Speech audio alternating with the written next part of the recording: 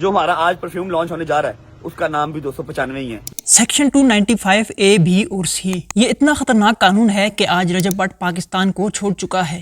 پاکستان کے سب سے زیادہ دیکھے جانے والے فیملی بلاگر رجب بٹ پر اس وقت پاکستان میں ٹرینڈنگ کنٹروورسی شروع ہے۔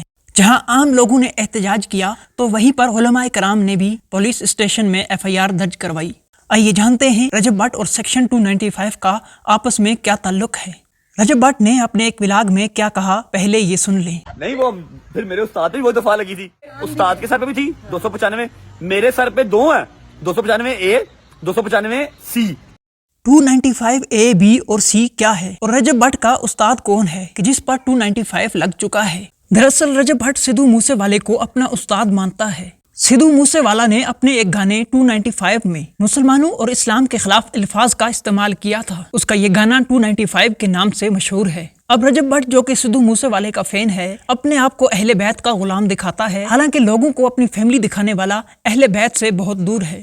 295 کا پاکستان میں مذاق اڑانا یا اس پر تنقید کرنے کا مطلب ہے توہین رسالت اور توہین مذہب کا مذاق اڑانا۔ 295 سیکشن میں اے بی اور سی شامل ہیں۔ 295 اے سیکشن میں کسی بھی مذہب سے تعلق رکھنے والے کو اذیت دینا، یعنی کسی بھی مذہب کی توہین کرنا، چاہے اسلام ہو، عیسائی ہو یا کوئی دوسرا مذہب۔ 295 اے کی سزا 10 سال قید ہے۔ سیکشن 295 بی میں قرآن مجید کی بے حرمتی کرنا شامل ہے۔ اسی طرح سیکشن 295 سی میں توہین رسالت کے مقدمات آتے ہیں۔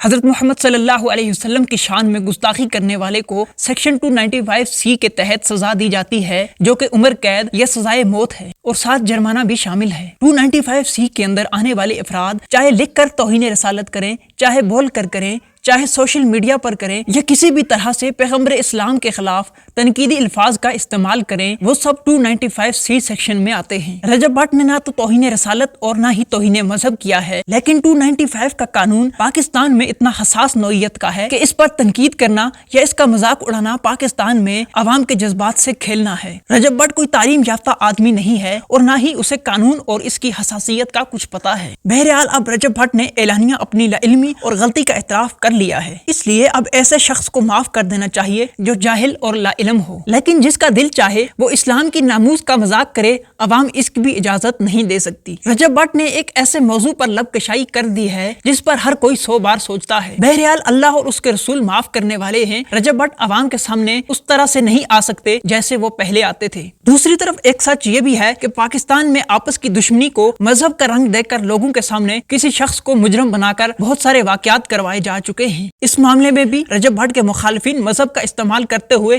اپنی عداوت کی بڑھاس نکال رہے ہوں گے، لیکن دوستو ساری حقیقت کھول کر میں نے آپ کے سامنے رکھ دی ہے۔ امید ہے اب آپ کو ساری حقیقت معلوم ہو چکی ہوگی۔